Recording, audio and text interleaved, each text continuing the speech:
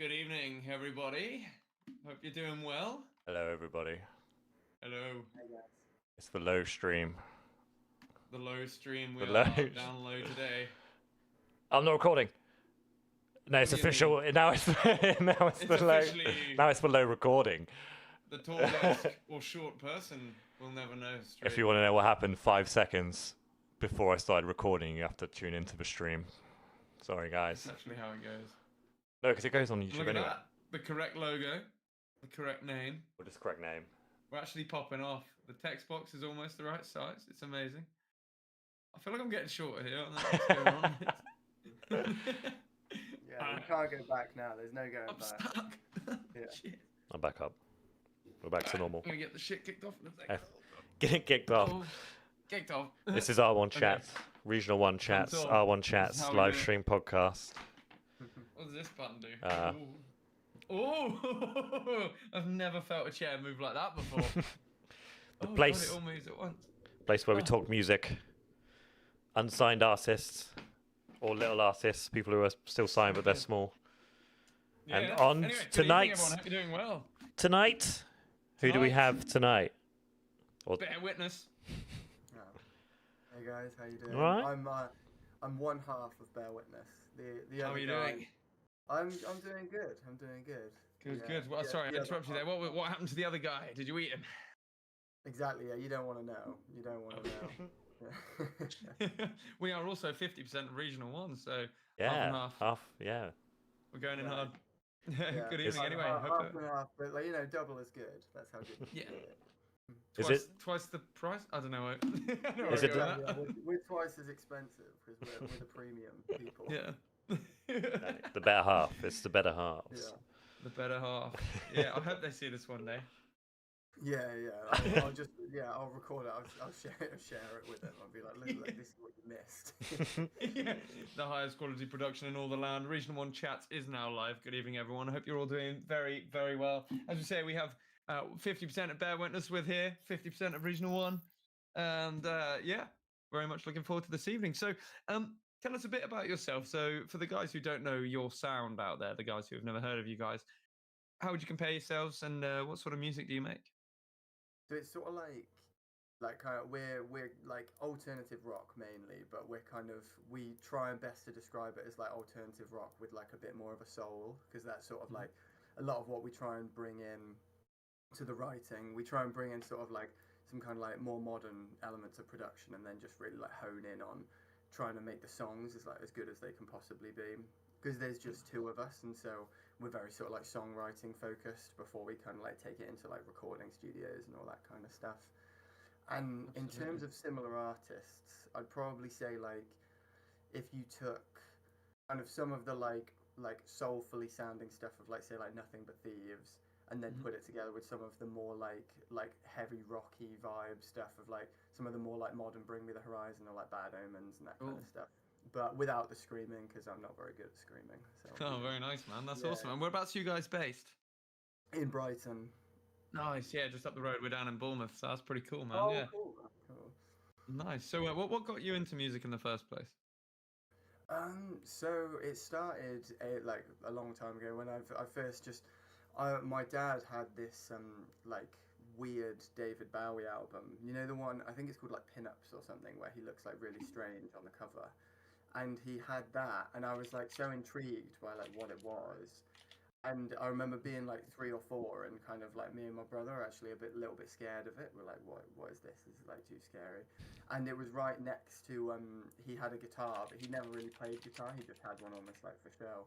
And sort of as the years went by, I was like getting a little bit more into music. Was quite interested in learning how to play, and then just one day I was like, okay, I've decided like now I'm learning the guitar. And yeah, just kind of went from there. Really got Alex, who's the other guy in the band, is my brother, and so we sort of like grew up playing music together, Fantastic. doing like different band stuff, going through like all the typical sort of like fallings out as you do with like bands. So we had like our like high school band where we're like, yeah, we're gonna make it, and then we all just like, and we're like, as always, the music is just not as good as you think it is, and so we had some falling out about like songwriting or something, I think. And then in like 2020 is probably when we started taking Bear Witness seriously. So we'd sort of played around with the idea of it a few years before, of like, oh, what if we did something where we sort of like really tried to focus the sound on like rock, but it's like songwriting written rock. So you could kind of pull the stuff away and it could be played as like almost like a singer-songwriter song, and it would still kind of work. And in 2020 when COVID hit, we were basically just messing around with stuff ourselves, and we realized if we just did stuff ourselves and we brought in like a sample pad and stuff like that, we could start doing some really interesting things as a two-piece. And that's kind of when we started like taking it seriously, and it went from there, really. Fantastic. That's really cool, man. Yeah, awesome. And I'm just gonna have a bunch of preordained questions for you this evening, so I'll hand over to you in a second, Callum. Just made mention to a guy who we're organising a tour with. We'll need some bands for Brighton, actually, so I might get in touch with you on that one. But Callum, over to you, mate. Over to me. So we'll start with the name Bear Witness. Where did the name Bear Witness originate from? Is there a story, or is it just it sounds cool? So there's two versions of this. There's the boring version, which is true, and then the untrue Yeah, as version, there should be. Yeah. tell people. So I'll tell you the untrue one first. So the untrue one is that we were walking up like a big kind of like on a hike somewhere, and we came across like a wild bear, and then we realised, it's kind of in almost like a Tenacious D moment, like that bear told us to form a band, and we were like, Bear Witness. But the true version is that we were kind of messing around with like all sorts of like names, couldn't come up with a good one, and then we were looking through like lyric books to see if we could find like a good lyric that would kind of sum up. And we were reading through a Pearl Jam lyric book, and there was this line about bear, like it was like, I bear witness to something, and like Alex kind of picked up on it, who's the other guy in the band. He was like, oh, this could work. And then we kind of initially took it, and then realized that obviously the word bear, you can just like be as fun and like jokey as you want with that, because like a bear is like, so it's like a cool animal, but also they do such stupid things. Like I don't know if you've ever seen like random videos online of bears, but they're so stupid, and so it just makes for like the perfect kind of name to play around with. Absolutely, man. We need to get Bear Witness at the Bear Cave down in Bournemouth. That'd be Absolutely. Man. The Bear Hell Cave. yeah, man. No, that's cool. And what kind of subjects do you tend to write around? So it's sort of a mixture of stuff. It tends to be kind of more like, it's either like personal stuff, or sort of like relating to the world, but not in like we don't really tend to go in like a political direction. So it's more kind of like just like overarching, that like, oh, like people are still like, we're all still like looking for connection and all that kind of a thing. But the stuff that we've been kind of focusing on more recently, which is the like, I mean, you always say this where you're like, oh, the most recent stuff is the best, but I think like lyrically the most recent stuff is definitely the best. Where before we were like sort of just touching on these themes, and it was like, oh, the theme of the song is that like I've got these like feelings of like I really like this person, or like, oh, I'm feeling lonely, or that kind of stuff. Whereas the more recent songs have been centered around like the Greek mythology of like, so we've got one called Medusa, one called Icarus, and then one called Athena, which we're going to be dropping in basically start of May, so quite soon. And what I realized was that I had one day where I just had like a really bad day at work, and I was just like, oh, like the system is so broken. And then it kind of came to me that all of these like old stories like fit perfectly still with like the human condition, because like obviously we haven't changed, like we're all still wired in the same way, we just like wear different clothes and we live in a different society.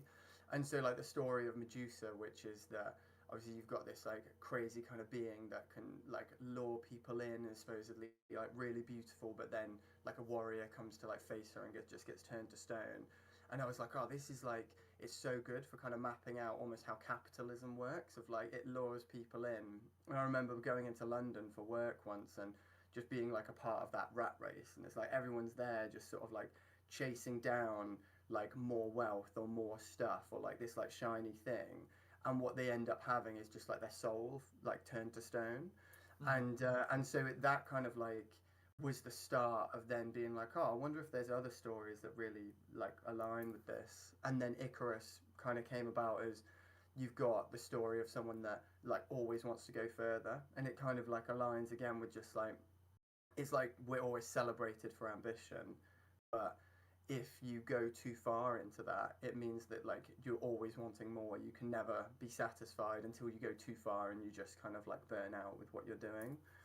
And then Athena is kind of following on from that sort of story arc. Nice, man. Yeah, I tell you what, I really like a lot of the sort of mythological elements to storytelling. So that's really cool that you've managed to incorporate that. That's fantastic, dude. Oh, thank Feels you, man. good. Thank you. Yeah, it was something that when it first sort of like came across as an idea, I was like, yeah, this adds like another layer to what we're doing. It was like because it's sort of otherwise you can feel like you're being a bit one-dimensional sometimes with like lyric writing. And so it's Certainly, like, yeah, absolutely, yeah, man. That's really cool. That's really cool. You say one or two of those songs already up? yeah. So on Spotify at the moment, Medusa and Icarus are both out. Fantastic. All right, Callum, I'll hand back over to you, mate.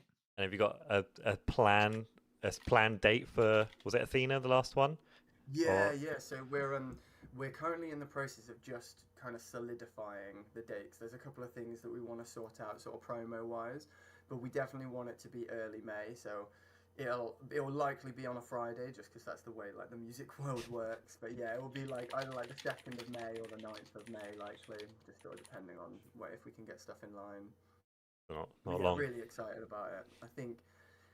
I like to think that it's the best one out of the 3, but I think there comes a moment where you just sort of have to like give it over to the world and then just let people see what they think. Yeah, it's a good idea having sometimes when you write with almost with themes, you almost kind of box yourself in, but it kind of gets you to think a little bit more creatively about. You know, even though you're almost trapped in this box, but you've got a lot more things to think about and a lot more ways you can connect things when it's like really specific.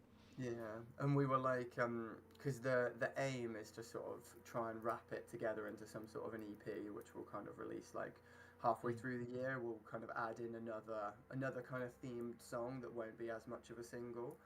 But yeah, because I think we'd sort of suffered from almost having like too much freedom. Like, so where if you listen to sort of our songs from like 2020 to like basically the start of 2024, those 4 years, we were almost like sort of bouncing a little bit too far all over the place. So there was like, it was alt rock, but there was times where it was like really, really melodic alt rock, and then times where it was like lent more into sort of like really heavy alt rock. And so finding something which is almost like our grounding sound, like it sort of almost like came out of that like mythology theme of like, oh, okay, we've got this kind of vibe of alt rock that we're like really kind of vibing with, and we'll kind of continue on with that a little bit.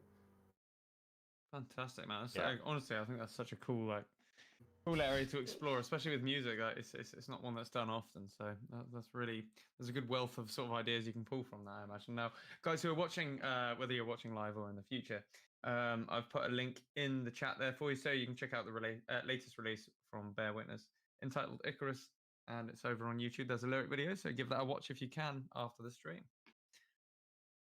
Callum, back to you, mate. What do you do in the band? Are you the singer and the? I'm the singer and guitarist. Yeah. Yeah.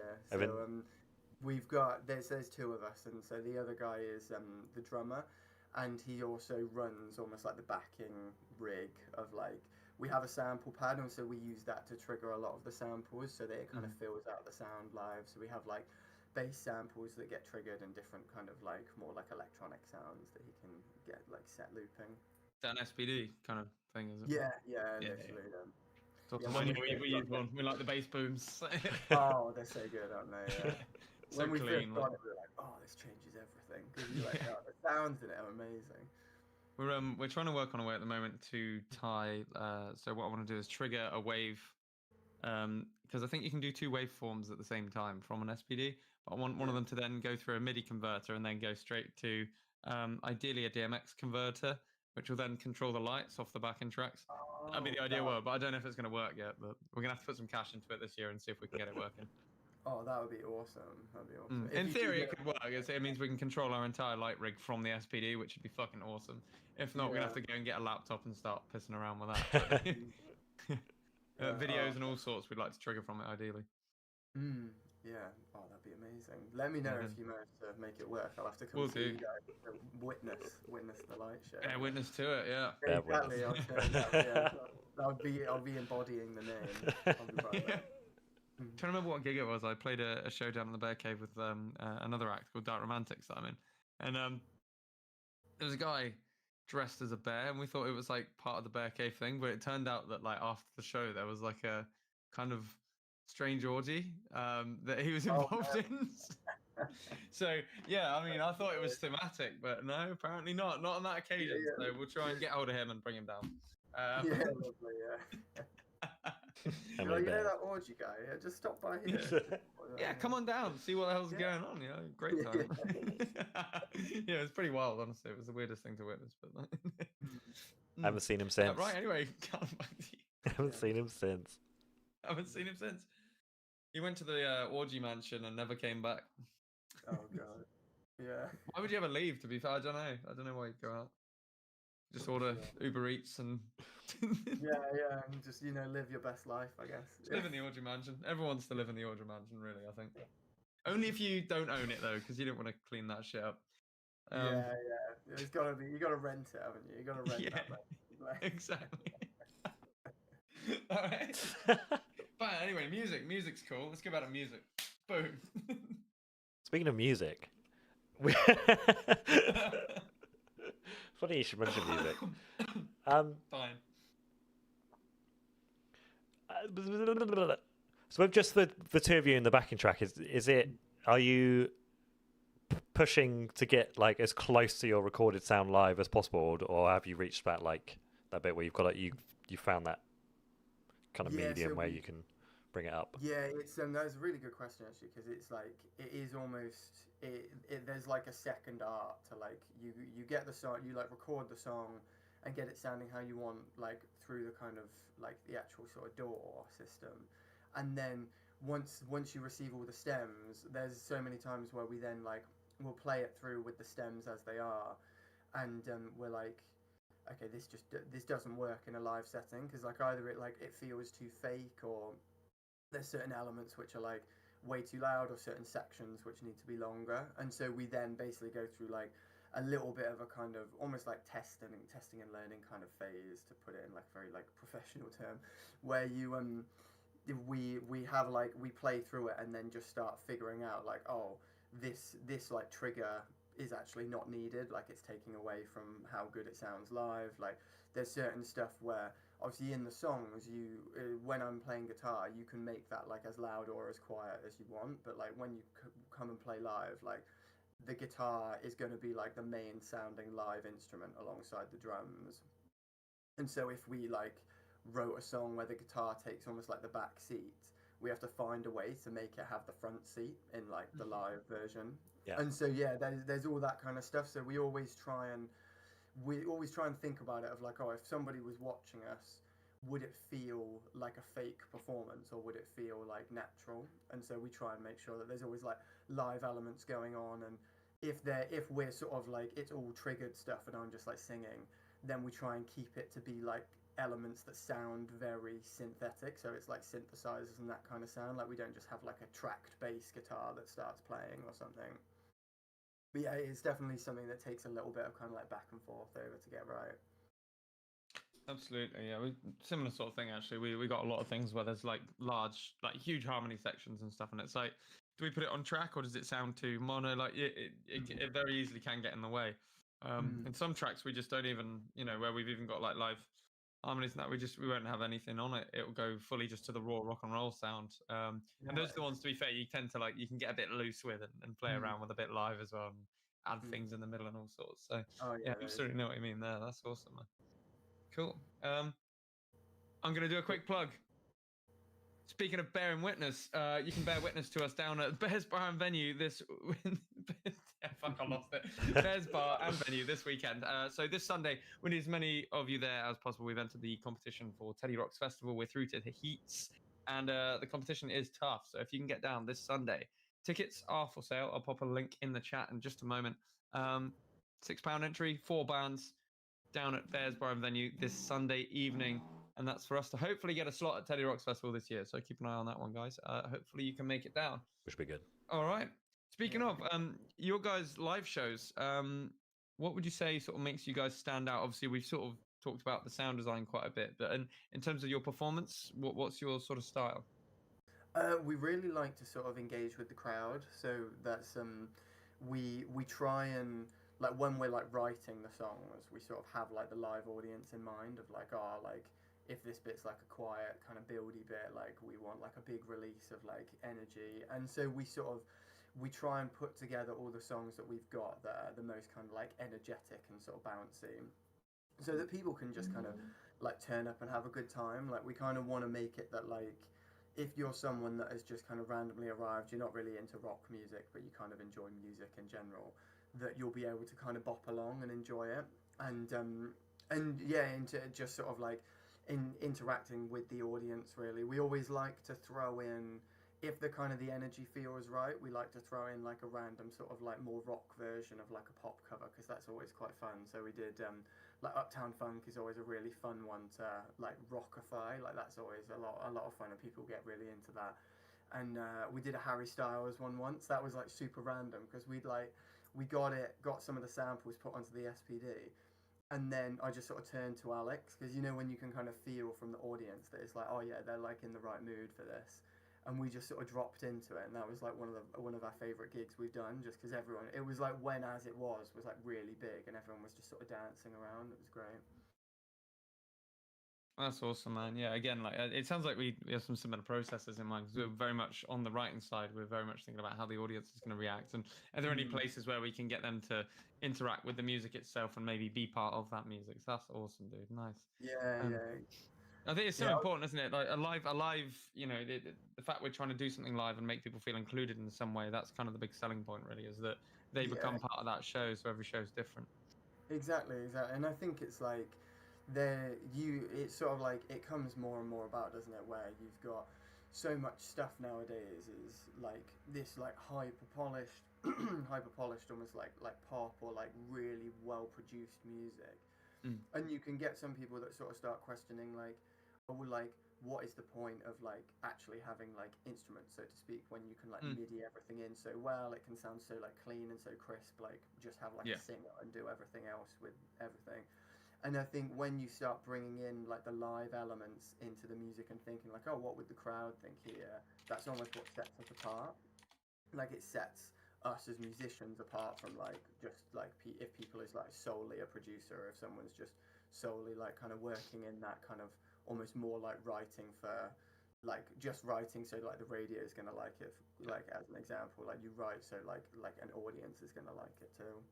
Yeah, exactly that. Yeah, 100%. It's going for that sort of authenticity and sort of raw reality of what you're doing, I think, is Exactly, big selling point. Cool. All right, Callum, you got a few more prepped, mate? Yeah. Nice one. 1 million questions. 1 million 1 more. million questions.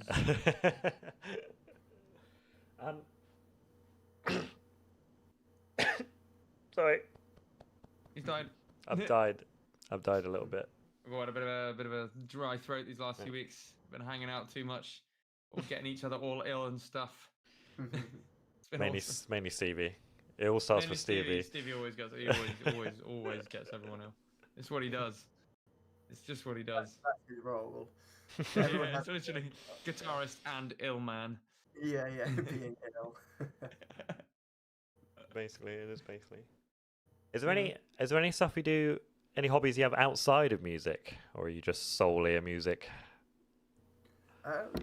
There's a few things. I think music is definitely the thing that I'm like that sort of the thing that like it sort of like keeps you up at night. I'm like, oh, I really want to like work on this song or do this thing. So that is like that's my main kind of passion.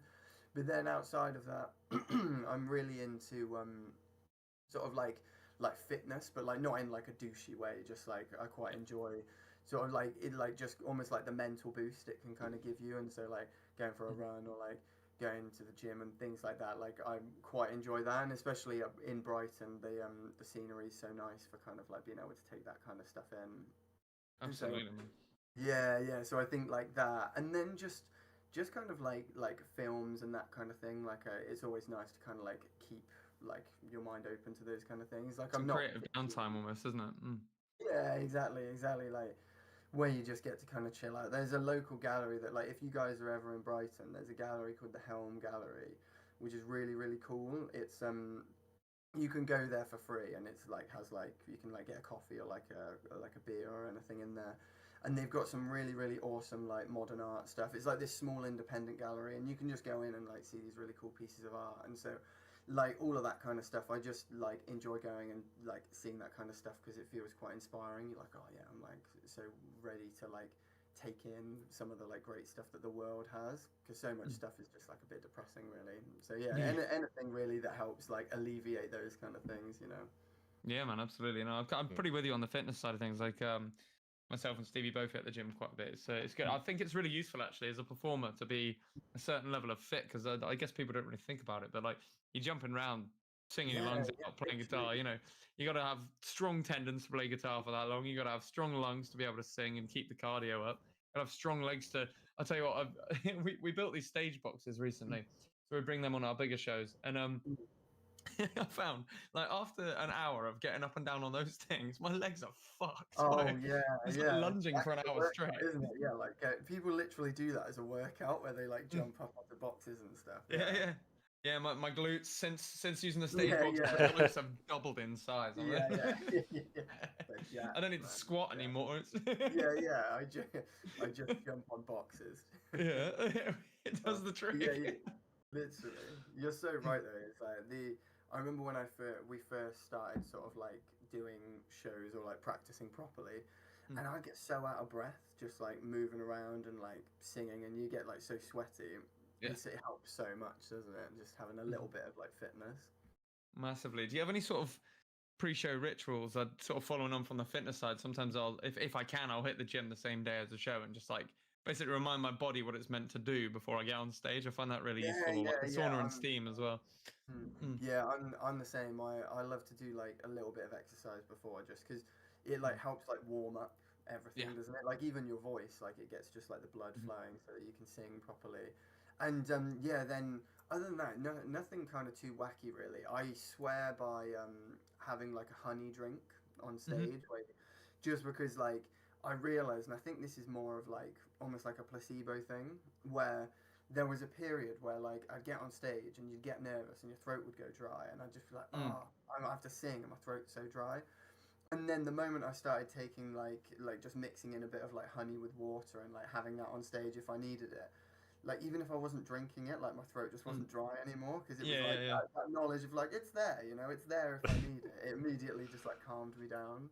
Certainly, yeah, man. Yeah, I have these like multi-nutrient drinks I often have on stage. They're caffeinated as well, so it gives me a bit of a boost there. But especially for like longer shows, what's the longest? We've done about an hour and 20-minute set before, so that was I was like having a bit of it on there. I was just by the end you're knackered otherwise. Oh man, yeah. I'm a bit weird as well. I tend to eat before sets. I mean, I'm not bothered if I do or don't, but I need something to make sure my head doesn't go light, basically. Oh, yeah, honestly, no one like really prepares you for the kind of weird journey you go on when you're like about to do a show, isn't it? It's like you've got this like strange excitement, but also like those like butterflies and the nerves, and you're like pre-gig shit. So I don't want to eat anything. Yeah. It's such a mad kind of like feeling, and then when you're like up there and you're kind of on like a different planet in it, like it's a crazy time. It is odd. It's very much like I'm gonna say you're like in a sub-reality where you're sort of like harnessing whatever the music is, and projecting that upon the crowd, and in return taking their voices in, I suppose. It's weird. It's a different. It's true. Like people who haven't done it, they wouldn't. They would never know. And like something that I found actually is that like, because I like for work sometimes I have to do like random like presentations or things like that, and like if you've ever done any like performing, then all of that kind of stuff just like isn't scary like at all. And so like there were loads of people that were just like, oh, I'm so scared of this presentation. I was like, why am I not really scared? And then you realize that, oh, I've gone up and like sung in front of people, like that's if you can do that, then you can go and like talk on a spreadsheet, you know. Like, God, yeah, absolutely, man. Yeah, I know exactly what you mean there. Yep. Callum? I was going to say the on stage extra dimension or whatever you said it was is we've gone on when I've like been absolutely desperate for the loot, and we've been on for like 45 minutes, and it just didn't even have that feeling anymore. Yeah. Where's it go? Well, How's you it can go? feel really shit for the day, and then you get on stage for like that time that you're on stage. It's not Yeah, even. it's all gone. Yeah. Yeah, and then when you come back off, you're like, oh yeah, shit. Yeah, When the yeah, adrenaline wears off, you're like, oh no. That literally happened to me. So last year we managed to play Lake Fest, which is like a random festival in the Midlands kind of area. Nice. And I got so ill before it, and when it's like to the point where it's like, oh man, like I can't even talk. Like how am I gonna like go up and play? And then like an hour or so before, it was like my body was just like, right, okay, time to feel okay. Yeah. And I was just fine for like those couple of hours I needed to be, and then the next week I was just like destroyed, and I was like, how do you do this? Like, Your body said like the David Goggins, right? Time to get to work, fucker. You know. yeah, literally. Yeah. It's like, okay, let's do this. That's funny. Yeah. It does happen that way. Yeah. Cameron, did Eagle And- drop a new song? Yeah, it's called ADHD. Yeah, I just see a brain with legs on my other screen, and it's freaking me out a bit. Yeah, he did the other day. He's got a new album out. All right, I'll keep an eye out for that. That's mental. That's some of the weirdest stuff you've shown me. He in did. ages. He did some like I saw some videos of him recording the album, and he destroyed a whole piano in his garden with like a big digger thing, Oh, really? and recorded it. And then he made like a gong out of a saw blade, like a lumber yard saw blade. Right. Wow. What did it sound like? Did it I don't sound know, like he- a good gong? Sure, No, that sounds like ass. He did. He Not good. he teased him hitting it, and then just it didn't play the sound. The absolute Oh. bastard. Just muted the audio. Yeah, but well, no, it Yeah. literally stopped as he went to hit it. It was like, oh my god. Ah. That's wild. Legendary. That's I'd be promo, intrigued to hear what some of this sounds like. The sound It's when crazy. drawing up Yeah. piano. then. Absolutely. Yeah, and you got Absolutely. you got like a full choir as well. You got like a full choir in a church and recorded it. It's, That's cool, man. He's I insane. love the choir versions of stuff. Like the one in Deadpool. What's that song? It's on every meme right now. Oh, what's it called? that's Deadpool right. choir song. Here comes speedy Google time. It is like a prayer. Yeah, that is killing. Oh, I need to have a listen to that. I'm not sure I've actually heard that. It's so good. It's Really? it's so good. I don't know what it is. You just feel like doing something like noble when you hear it. You're like, I'm gonna do something inspiring today. Yeah, I'm gonna go save someone. Yeah. Yeah, legit. It's Look, like out, look out for people that you can like save crossing the street or something. yeah, Today's my exactly day that. to be a hero. Have you ever done any sort of like weird stuff in the studio like that? We like create any effects or No, honestly, so most of we tend to record a lot of stuff at home. So all of everything that isn't vocals and drums just get recorded at home. nice. And so yeah, drumming wise, we tend to like Alex is like very particular about like when we record drums. So it's almost like quite like a surgical thing of like we go in, we're like, oh okay, we've got like this amount of time, and we sort of will brainstorm ideas, and then it's just like, right, let's do like this verse and just like do it repeatedly until we like get it sounding like really good. Find the right sound for me. Yeah. Yeah. But one thing that did work really well is, and I didn't even realize that this was like one of my sort of like downsides until we brought in someone that was a drummer, where I would always like kind of be the guy in the room with that, like when Alex was playing, of like, oh, like maybe like try and do this, or like make the rhythm like this so that it sort of flows with like what the rest of the song's doing. But because I'm not a drummer, I don't actually know like what he needs to play in order to like get these rhythms. I was just like, oh, like have it so it's like going like dum da dum dum or something like that. And then like we had a drummer in there with us the last time we recorded who was like the mixing engineer. And he was like, oh, you mean something like this, and actually suggested something that was like a proper drum thing to play. And I was like, yes, we've needed this. Yeah. Like, It often is a translator. It's like the classic, like when the guitarist programs the demo, the drummer just like listens to it. Like you realize that's physics doesn't allow for that. You know? Yeah. Whereas there's never enough bass drums, man. Like when you're middying in like demo drums, you're just like, no, it needs another one. Like you end up with like this ridiculous thing. More bass drum, infinite bass drum. Yeah, literally. There's this guy called. Have you guys ever seen the anime Jujutsu Kaisen? I've not. I don't think so. Oh, it's quite a cool anime, but the basically the soundtrack to that it's done by this guy called like it thinks like Huya Extended or something. It's like one of those kind of when they like name it an English name but they don't speak English, but it's like really random words. Yeah. But you can so tell that he's like this kind of like all-in-one multi-instrumentalist, and he programmed the drums because the drums are just like absolutely nuts. Off the wire, like. yeah. It's just like there's just like so much happening in there. You're like, this was not played. Like, That's amazing.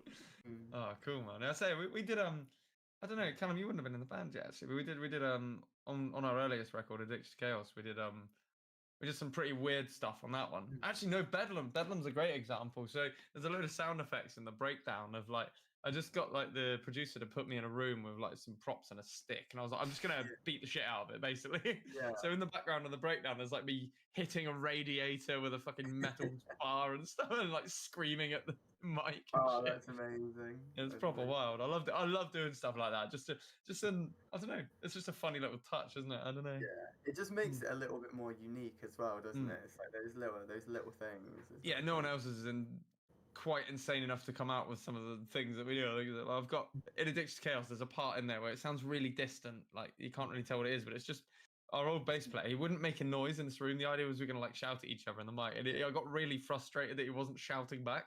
So I just ran around the room shouting at him, like. So it's just like all you hear it panning around in the earphone. Yeah, it's like literal panning, like. Yeah. There's nothing going on there. It's just you. Just in the Omni mic, I was like, all right, let's go.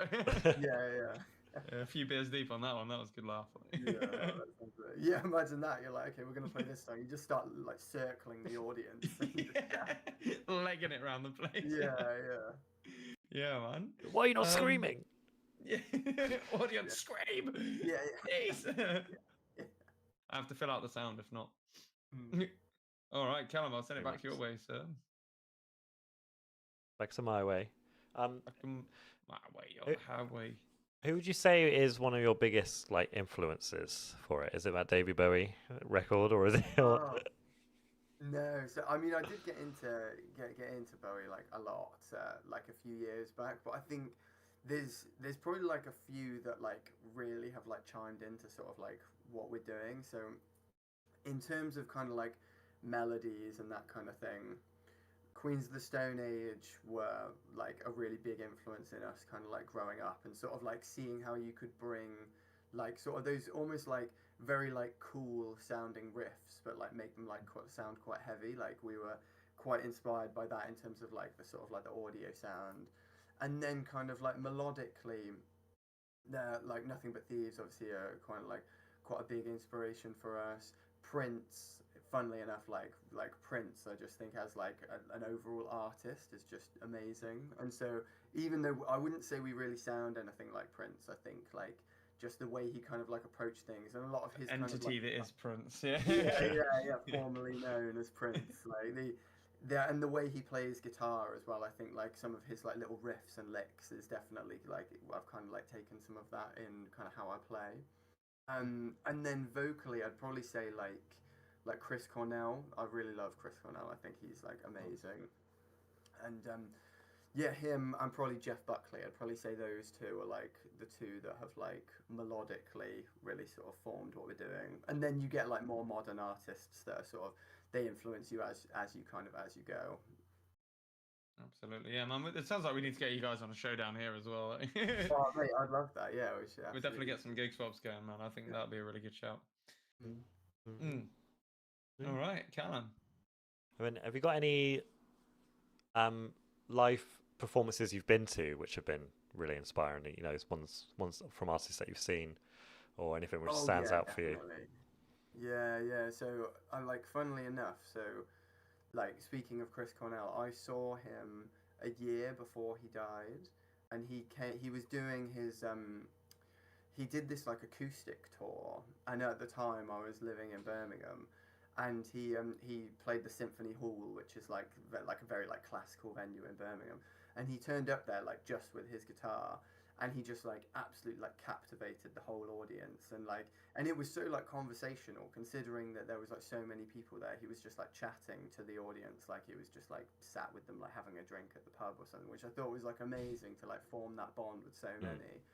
And then he was almost like joking around where he like did a few sort of like like not like I mean all of his songs are hard to sing, but like he did a few where he's kind of more like mid-range, and then he was like, oh, okay, now I'm gonna go up to like singing the like really high notes, and he was almost like talking to the audience about like how he was gonna do it, which I thought was like really interesting. And then just like performance-wise, he was insane. I think I saw when Alex and I were much younger, we went and saw Muse at Wembley, and that was like crazy. That was like our first experience of like music being like a huge spectacle, you know, and we were just like, oh my god, like what is this? This is insane, you know. And Muse put one of the best shows ever, dude. They're so good. oh, yeah, literally, isn't it? And like when they and all of the like effort they put into like the production of the show and everything, like you sort of you really understand like, oh, this is so much more than just like live music. Like this is them like putting on like almost like that like Colosseum spectacle, so to say. Yeah, it's theatre, isn't it? I love it. I mean, we went to see him, I think it was last year, we went to see him up in Milton Keynes, and it was phenomenal. Like all the graphics and effects that they had, the light and rig was insane. Yeah, honestly, although like they did like videos in between songs and stuff that I thought were really cool as well, because they were telling a bit of a narrative, very dystopian. My cup of tea all over that. So I really like that. Yeah, it was very cool. They released them onto YouTube. They're well worth a watch. I'll have a watch. Yeah, have a look through their channel. They got a few of their sort of like 3D animated videos that were sort of storytelling elements to their live show, which really cool. I think. Cool. Yeah, absolutely. Yeah, I think them and Highly Suspect. I don't know if you guys. Nice. Yeah. Big fan. Yeah. I've a few times. Yeah, they're so good, aren't they? And like that is like almost like rock and roll, like at its like purest, isn't it? Like there's just like so much like emotion and so much soul in that. And I just think like Johnny Stevens, the lead singer, is just like he is just like so just like raw with everything he does. Yeah, man. When I saw him, he popped up on stage with a fat joint and was just like jamming the keys, and the band just joined in. It was like a 5-minute just insane jam session. It was so good, so loose but so fucking tight. I don't know how to explain that. Oh, yeah.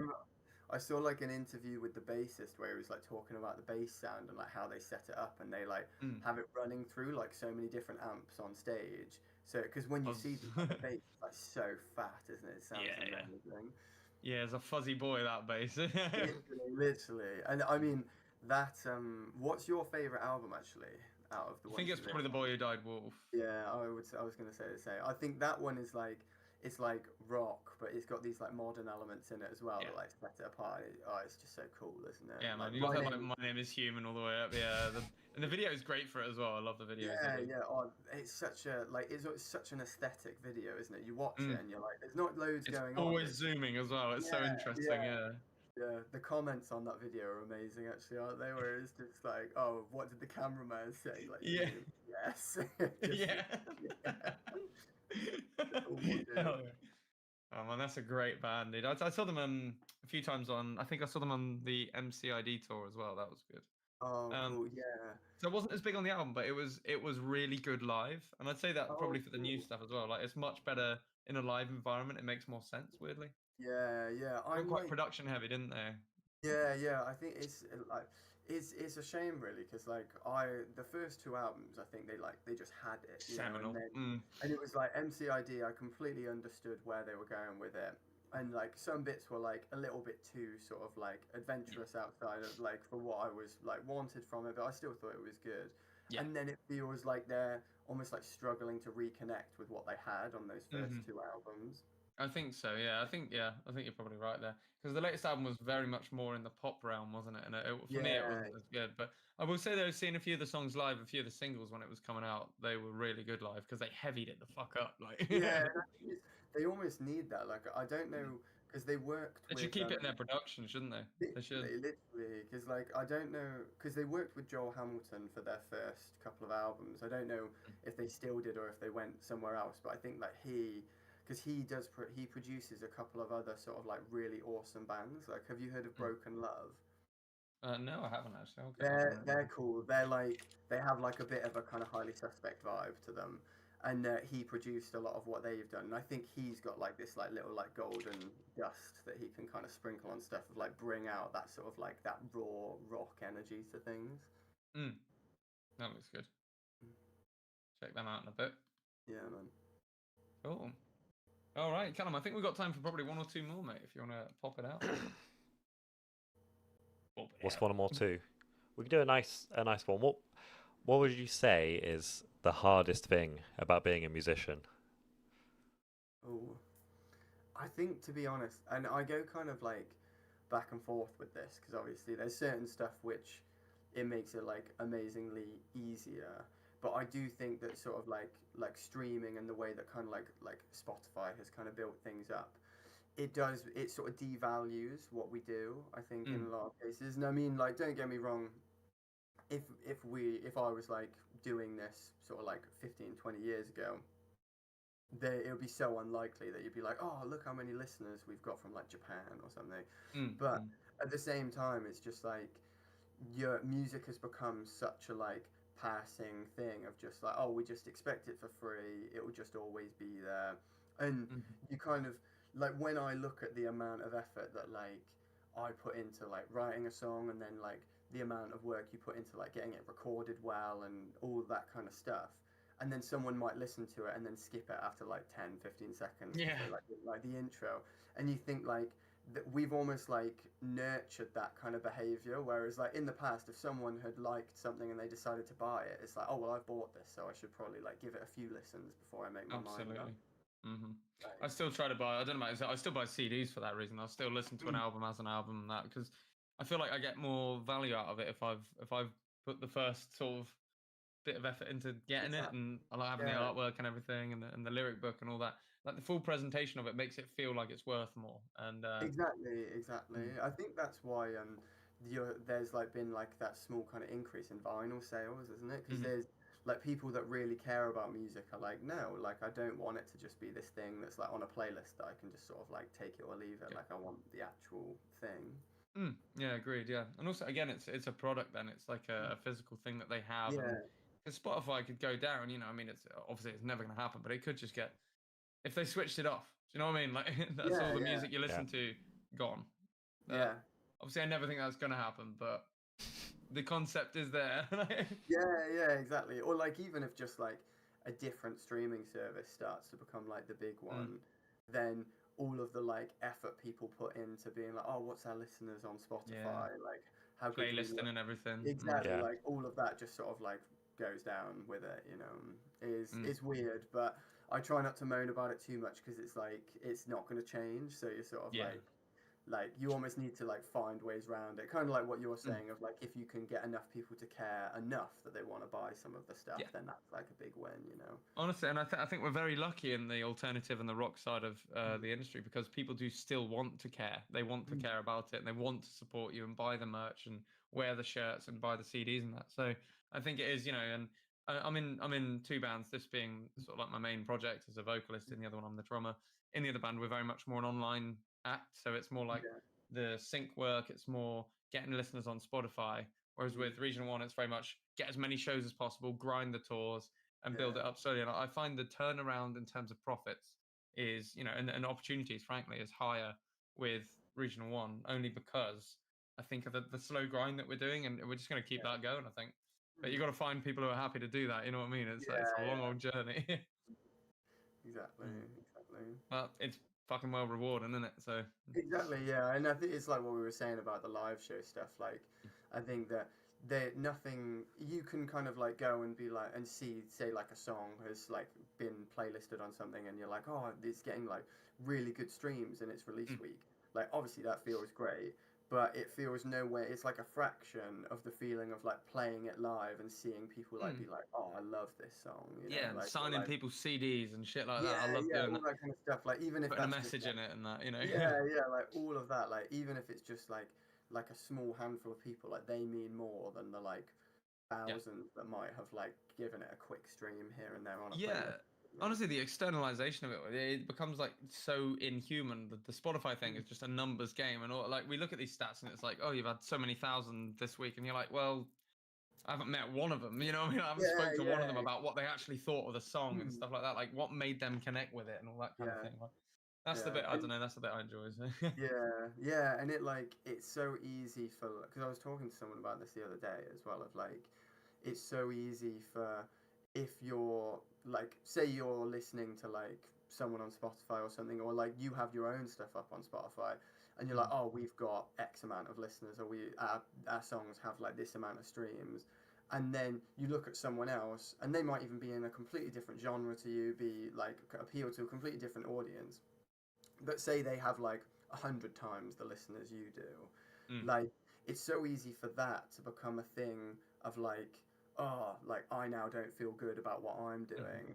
Whereas if you were just like both, say, playing a show, you can play and be like, oh, I feel like I really enjoyed playing, and then you can watch their show and be like, I loved that too, you know. And it sort of, it stops it being as much of a like contest of comparing metrics, which I think That's is so it, important. man. Yeah, this should be a collaboration. You know, it's a collaborative effort. That scenes don't happen on their own or with one band. It happens, you know, as a group. Yeah, man, no, that's cool, dude. Well, it's been an absolute pleasure talking to you. Where can people find you? Everywhere really. So we've got Bear Witness Band is the best thing to search on like Instagram or TikTok. You'll find us there. We do have a Facebook, but I don't think we posted on it for like 5 years, so just leave that be. You know. And then Spotify, if you just search Bear Witness in, obviously Bear spelled as like the animal, and then we should turn up with that. If you're having trouble, just type in like Bear Witness Medusa, and then you should find us with that. Awesome. And don't forget, guys, there's a link in the chat if you want to check out Bear Witness' latest release, Icarus. Please do after the stream. So have you guys got any shows coming up you want to promo? Yeah, we've got one on the 29th of April actually in Brighton. So yeah, anyone that's around in Brighton, please come along. It should be really fun. What's the venue for that one? Is at Dust. So it's near the seafront actually. It's a good little venue. Nice one. That's awesome, dude. Well, yeah. So the only time we've been to Brighton, we played Green Door Store, wasn't it? I think it was. Oh, Green Door Store's cool. I like that. That's a cool venue. Yeah, yeah. It's like a weird, like underground Victorian. Yeah. Cobblestone street. Yeah.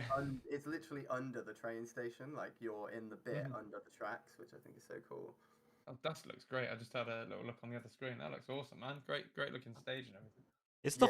Really is the Horn still in Brighton?